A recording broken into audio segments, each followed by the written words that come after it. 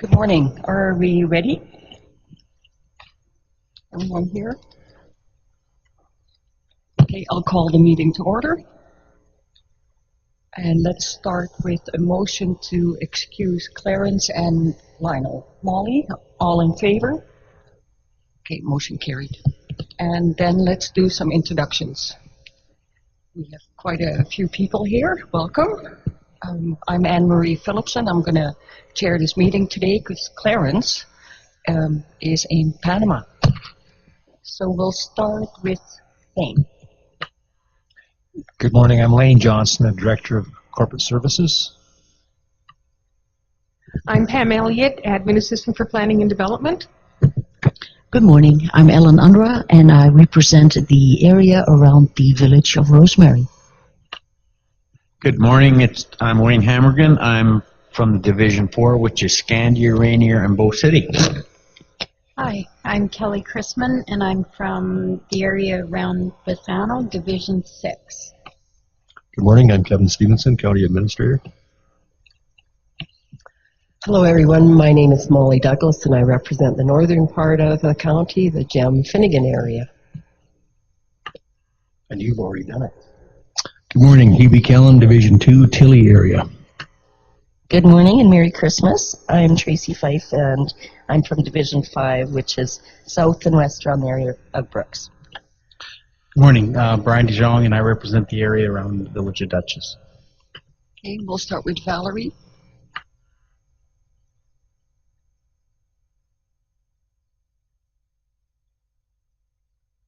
The Inland Aggregates Development Permit application for a sand and gravel pit. I have here with me Colin, Ron, and Nicole, and we have a little presentation about that gravel application that we can talk about later. Thank you. And Fred Preston. And then we have in the back Sandra Stanway from the Brooks Bulletin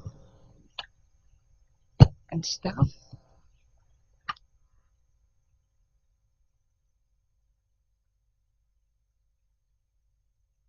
Hey, good morning, everyone. We did excuse from the meeting minutes. Any questions? No questions? Wayne, motion to adopt the minutes. All in favor? Motion carried. Post agenda items? Seeing none, can I have a motion to adopt the agenda? Yubi? All in favor? Motion carried. Okay, subdivisions. Great, this one is the first of two this morning. The first one is 2018-0-184. Again, the purpose of this application is to create one new parcel of approximately 6 acres containing existing residence and improvements from a previously unsubdivided quarter section. It's the northwest of 101713 in Division 2, about 2.5 miles south. And there is a typo in here, it's 3 miles west of the hamlet of Tilly. The surveyor sketch has been submitted with the application. It appears that the dwelling and all the improvements can be contained within the proposed lot. Water is from the county rural water line, and sewage is currently through an open discharge system, but there has been information from the applicant they will be switching that over to a septic field. Access to the proposed parcel is from the county road to the north, and it appears that both the residual parcel and the parcel to be created have access. There are no abandoned wells on the quarter section, there are no wetlands, and no historic resources. So through the circulation, we've gotten comments back. So again, Keith Martin from Emergency Services has no issues. TELUS has no objections. Alberta Transportation has given their regular big long letter and have no concerns. And one that's come in just prior to the agenda package going out is that Fortis has indicated that they do require an easement for this one. So I have added that as a condition as well. So I am recommending approval of this based on 3 conditions. One, that outstanding property taxes be paid to the County of Newell, that the applicants install a septic tank and field or other suitable private sewage disposal system to replace the existing open discharge system, And 3, that the Fortis easement be established. Any questions? Any questions? That's an easy one. Tracy? I'll recommend approval with the conditions as outlined. If there are no other questions, all in favor of the motion? Motion carried. Great. The second one this morning is 2018-0187. The purpose of this application, again, is to create one new parcel of approximately 5 acres in size for an existing residence improvements from a previously unsubdivided quarter section. Again, this is the southwest of 122116, west of the 4th in Division 7, just adjacent to the village of Rosemary. So again, a surveyor sketch has been submitted, and the dwelling and all improvements are contained within the proposed lot. Water's from the county water line, and a sewage is through septic tank and field. Access is from the developed county road to the west, and proposed parcel and the residual appear to have developed approaches. There are no abandoned wells, there are no wetlands, and there are no historic resources on site. So through the referral process, we have received comments. So TELUS has no objections. The Eastern Irrigation District has indicated their typical rural water use agreements and 2 acre feet in return. Fortis in this case has looked at it, and they do not require an easement. And we did get a late letter from an adjacent landowner. I believe that was added to your package as well. I don't know if all of MPC's had a chance to look at that letter, if you'd like me to read it into the record. Madam Chair, if you could, would you like it in the record, or did you have a chance to read it? Any suggestions? Anyone? Kelly? Just my question is name on the bottom, just so I'm looking at the right letter. This is from Fred Preston. Thank you. Mr. Preston is here in case anyone has a question.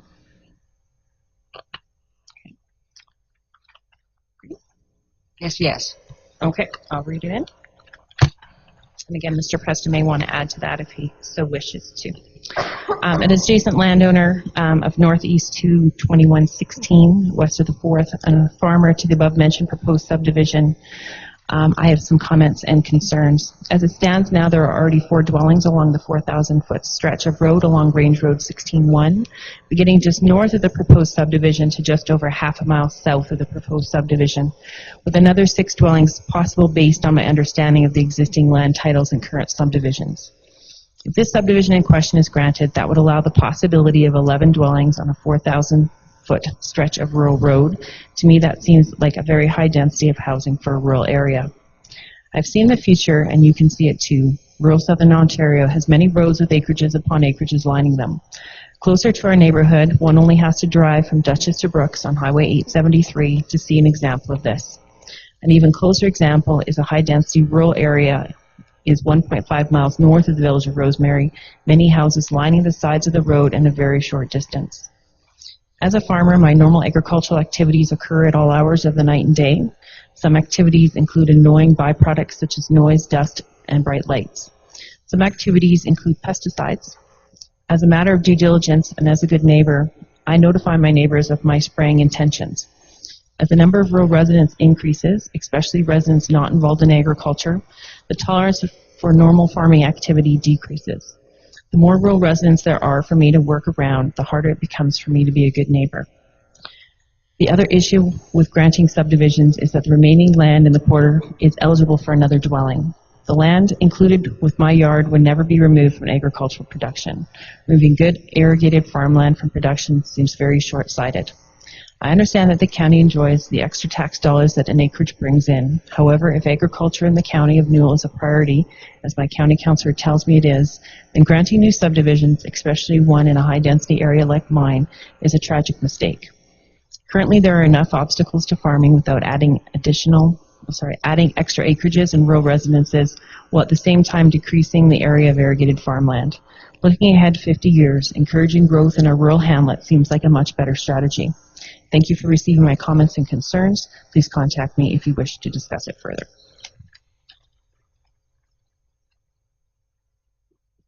Okay, any questions about this subdivision? Ellen? Now, I know that the MGA requires that it gets circulated among landowners, right? Or neighbors, I should say. Now, is there in other jurisdictions a magic number as to how many acreages should be in a certain area? Miles? I'm maybe going to take you back to our policies in the municipal development plan as well as our policies in our land use bylaw. So again, what we look at it as is development per quarter section. So again, every quarter section in the county of Newell, currently in the agricultural district, is eligible for one either developed farmstead subdivision or a vacant parcel subdivision. So again, we don't look at where people place those developed. If the acreages have been developed over a historical situation, they could be all adjacent to one another, or they could be in opposite quarter sections. So when I look at an application that comes in on an unsubdivided quarter section, it's eligible for this one subdivision.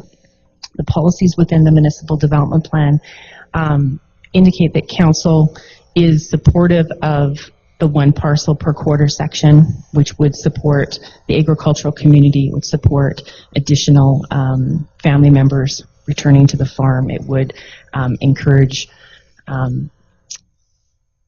I guess, attendance in the schools, those types of things. So when they looked at it, when the municipal development plan was done in 2010, that was one of the cornerstones of the agricultural land use district, was allowing for these subdivisions. So again, what comes interesting is there is a difference between grouped acreage residential, which would be the 3 to 10 in a row, versus the single quarter sections. But I guess you think about it, once every quarter section has had an acreage removed from it, there could be this clustering of 4. So you're going from 4 titles to 8 titles. And yes, every parcel of land within the agricultural district, if it's suitable, can have a house as a permitted use. So yes, there is the possibility for increased density because of that policy. Most municipalities do have policies around subdivision in their agricultural districts. I know that most of the ones that are members of ORSC have this first parcel out as a pretty standard type of development.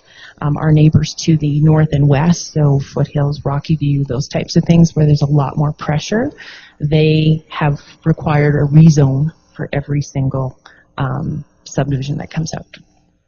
So that again is a maybe a bigger philosophical discussion that council and MPC may want to get into. But as it stands right now, council's position through our planning documents have indicated that this is acceptable and a direction they wish to go. Kelly? I'd like to make a motion to approve.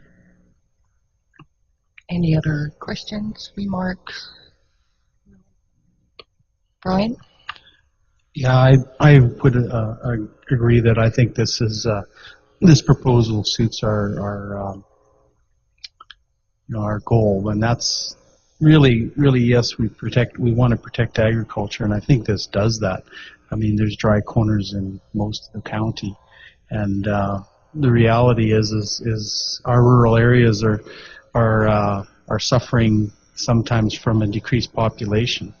And this allows people to move into our communities and fill our schools and community centers and add life to it too. So there's 2 sides to every argument, and that's the side that I look at in my area, and really the number of acreages is probably density-wise higher than this, and we really have very little impact as far as agriculture. I get very little complaints as far as they work together, and as they should. So I think this is a great use of this line. Okay, are we ready to vote? All in favor? Motion carried.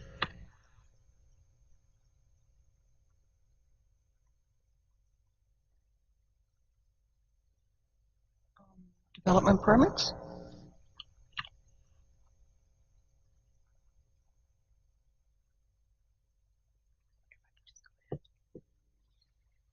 My first two development permits are for the same landowner and the same land, and Mr. Jansen is here to answer any questions.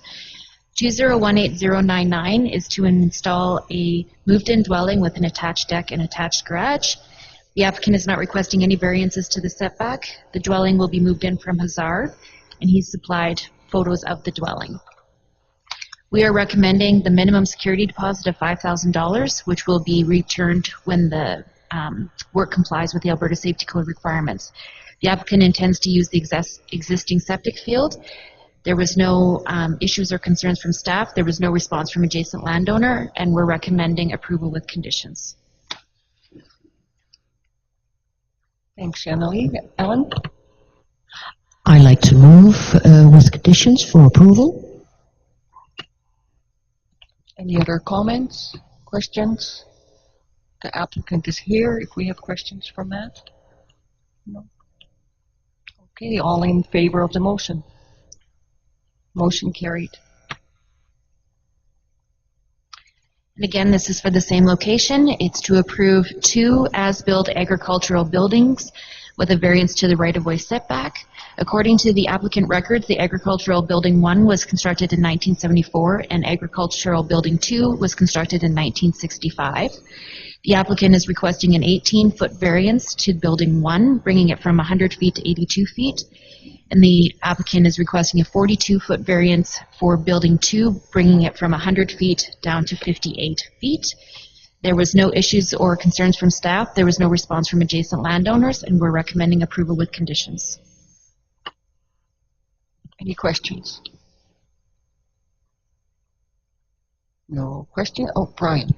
No questions. Sorry, I was going to make a motion. I jumped the gun. So motion. Make a motion to approve with conditions. All in favor of the motion? Motion carried.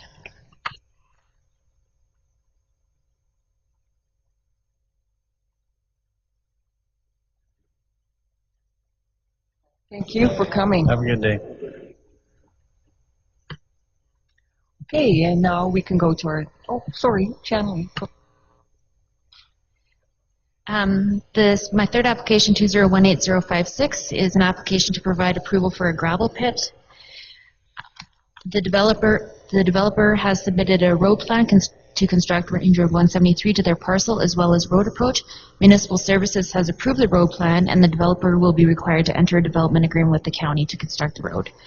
The applicants intend to access the parcel from the south, crossing public lands with the private landowner that they have obtained access agreements with. The agreements allow the access from the south while they're constructing the road to the north. The traffic expected would be a maximum of 25 haul trucks per day over a 3-week span, once per year.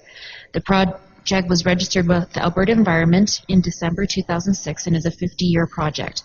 The applicant is required to submit an activity report every 5 years following approval, and that reporting is up to date.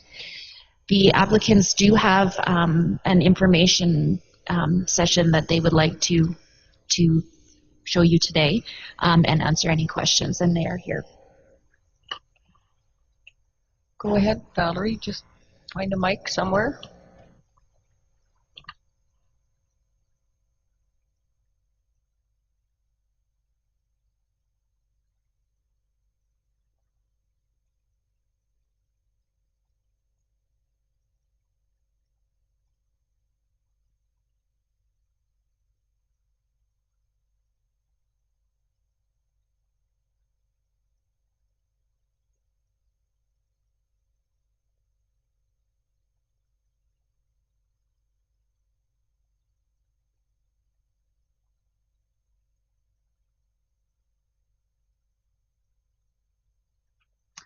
So my name is Valerie Hoff. I'm the land manager for Inland Aggregates, or Lehigh Hansen Materials. I have here with me Nicole Thomas, who is our environment manager, and Ron Schimpf, who is our area operations manager. So we are proposing to reestablish gravel development at this site. The pit was active a little more than a decade ago and has been dormant. So I'd just like to go over the current conditions of the site, our proposed operation, some of the mitigation measures, and go through some of the questions that have been submitted, and then open the floor up for any questions from you. So this is an overview of the site. I think everybody can see. Relative to Brooks, it's about 40 kilometers outside of the city, and then just a couple kilometers outside of Bow City, highlighted in green in the bottom left. So this is the site in its current condition. As you can see, it was once an operational gravel pit. There are some topsoil stockpiles and that sort of thing still on site. The total leased property is 358 acres, and we lease this property from the EID. This is the map included in our Alberta Code of Practice approval. So the orange areas are the highlighted are approved extraction areas, and the yellow outline is the area of pit operations. So as you can see, it doesn't cover the entire leased area. The proposed access road to the north is highlighted in green, and then the access road to the south, where we currently have access agreements, is where we would propose to begin our hauling until the upgrades can be completed to the north. So the operation would include aggregate extraction, processing, storage, and shipping over that yellow area is approximately 246 acres of the property. As discussed, the initial access to the south, and then the long-term plan would be from the north.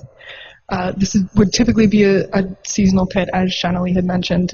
We anticipate usually 15 round trips of trucks, but during peak times might be up to 25 trucks a day, and this would be usually over just a period of 3 weeks a year. It's a phased operation, so once we complete the initial phase, that area gets reclaimed while we start the second phase and progressively work through the pit in that manner. Some of the typical nuisances of gravel pits, dust, noise, traffic. There's a few things that our company always looks after doing in this case. If dust control is needed in front of any of the residences along the haul route, Inland is happy to participate contributions to dust control measures in front of those residences. As mentioned, progressive reclamation, reestablishing vegetation in the area also helps keep the dust down. Eliminating the use of retarder brakes on the trucks, and conforming to any operating hours, equipment maintenance, and better technology also helps reduce the noise. And in terms of traffic, all of the haul trucks being covered and enforcing the speed limits also helps with those things. So two of the questions that had been submitted that I am aware of were, has sufficient reclamation been done from previous disturbances? As I sort of touched on, it is a phased operation, so once we complete one area of the pit, that area will be reclaimed, and that's the total process for the pit is to always be reclaiming behind you, but we haven't fully depleted the first phase at this point. Will the development cost taxpayers for road upgrades? No, the access road to the north will be completed by Inland according to the approved plan. Does anybody else have any other questions? Molly? I'm just curious because I was a bit lazy and didn't, I'm sure the answer to this question is somewhere in there. What's the history of this pit? Like you said that you've had it for a long time and used it, and now it's been sitting. I'm just curious as to what's happening now that's bringing it back to life. Well, the pit's been around ever since, just to give you the history, as Revelstoke Concrete.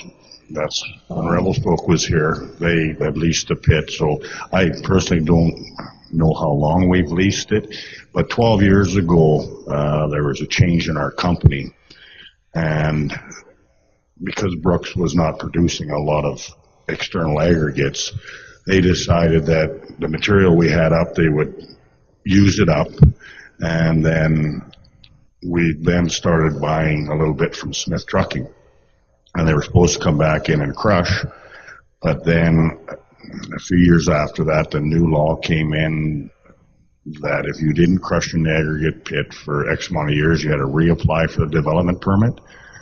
So we had passed that time, and we've been working on this now for, I think, 3 years, trying to get a development permit back. So that's kind of the history. I guess the long and short of it is we slipped through the cracks, and now I think it's over 3 years we've been trying to get back in there to extract the gravel to run our concrete operation. So that was a mistake to slip through the crack, or to let that lapse. Yeah, It won't be happening again. it will never happen again, because I am not going through this again. I can imagine. We have the gravel there for many years, and we want to stay there. And buying from an external third party to feed our own concrete plant really doesn't make sense. So yeah, this will never happen again. And if I can continue, so where are your plants that would receive the gravel from? Now, Yeah, now or in the future. our plans to, Plants. or a plant, Yeah. just down the road a mile. Okay. So, I mean, right now what we're doing is we're buying from 80% of our gravel, and this will address the dust issue too, on the one complaint that we had. 80% of our gravel that we're using to keep our plant running now comes out of that Smith trucking pit that's right beside us. So, the dust isn't going to increase. So, and our plans are to, like Val was saying, try and keep everything down to a small window where we're not hauling every day. Like, we'll haul for 3 weeks. Our yard in town is big enough here to hold about 8,000 to 10,000 ton of material. So we would, if we're lucky enough to get the permit, we're going to start crushing as soon as we can. And then we have another issue out there with frogs that we're dealing with. So once they remove the frogs, we'll wash it, and within 3 weeks we'll have all that material hauled in to limit everyday trucking and dust for these people that are there. So that's our plan moving forward. And we've been here a long time. We want to stay. So. Thank you. Brian and then Wayne. I have two questions. One is in regards to the dust at the pit site.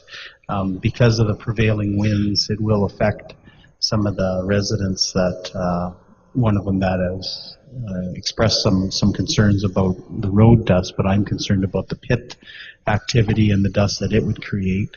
So that's my first question. And the second one is in regards to, I'm curious about like the reclamation. Do you guys have to post a bond so that it gets done? And how long is that retained for? I'm not clear on how that works. Oh, forever. I've seen forever marking. So. I'll address the first question, and I'll let Nicole take over. That's her end of the deal. Yeah, when they're crushing, and I think we have it in there, there will be, it's going to depend on our volume of our first run, but I have a feeling that we'll probably crush for 2 weeks, which will be around the clock, because that's how they do it, unless otherwise stated, and then we'll wash for another 2 weeks after that. So the noise in the pit will be maximized to a month, and there's not much we can do about it. The only thing we can do, if it stipulates to us that we can't, crush and wash 24 hours, then I go to Smith Trucking. We'll be doing our crushing too, or Brooks Asphalt. So we just limit it to whatever hours you would like us to limit it to, basically. But normally it's 24 hours a day.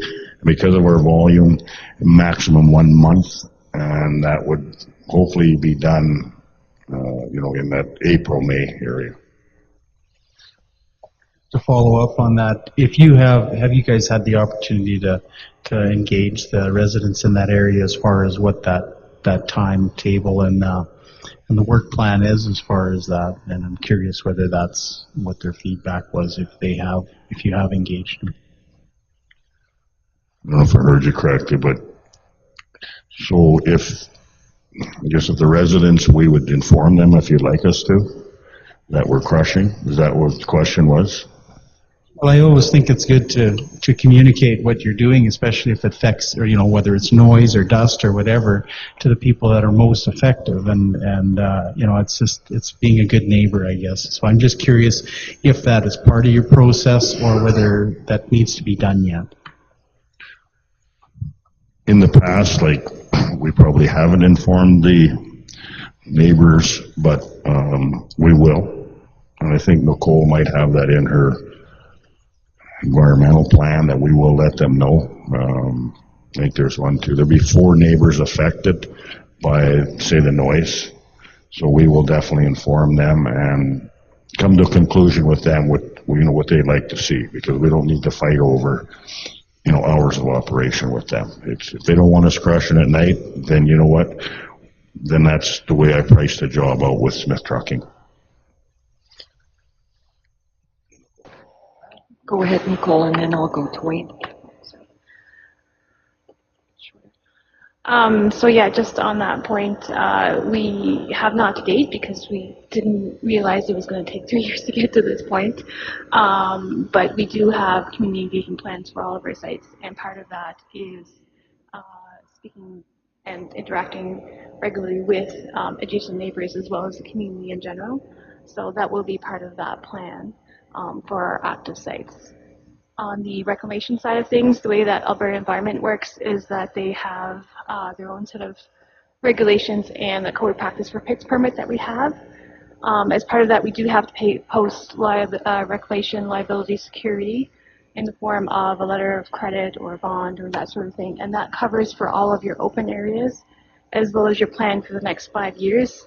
Part of that as well is that every 5 years from the time you receive your approval, you have to update your plan as well as reclamation security, and they have a specific format that you fill out that includes for everything, whether it be moving earth, seeding, any buildings that need to be removed, any fencing that you put up.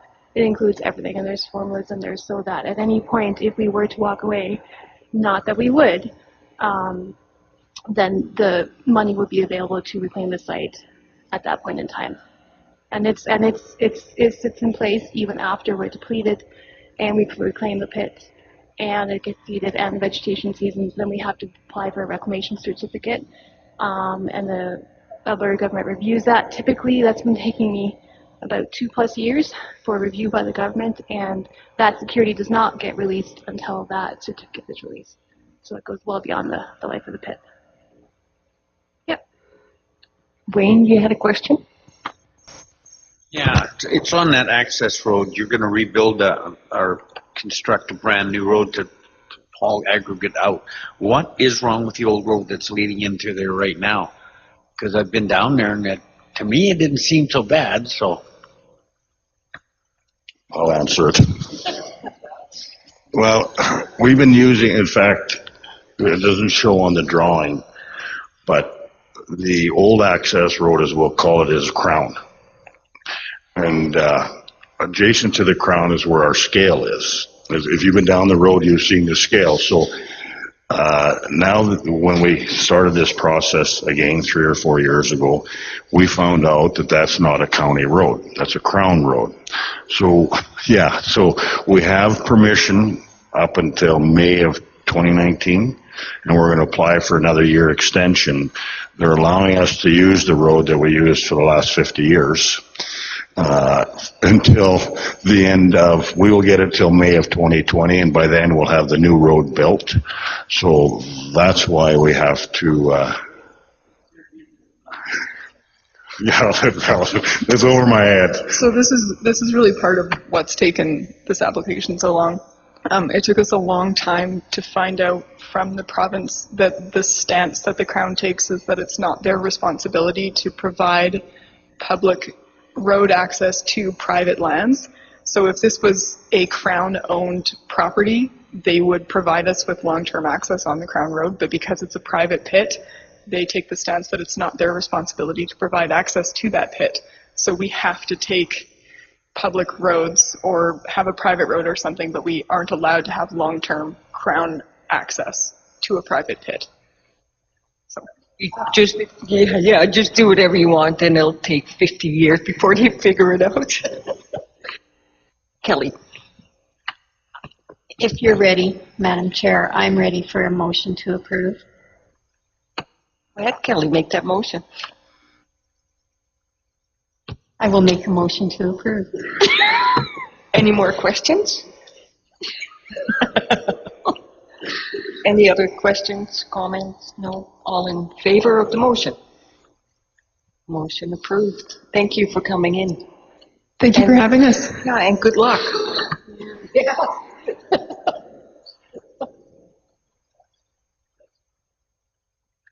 Okay, we have no post-agenda items. Anything in camera?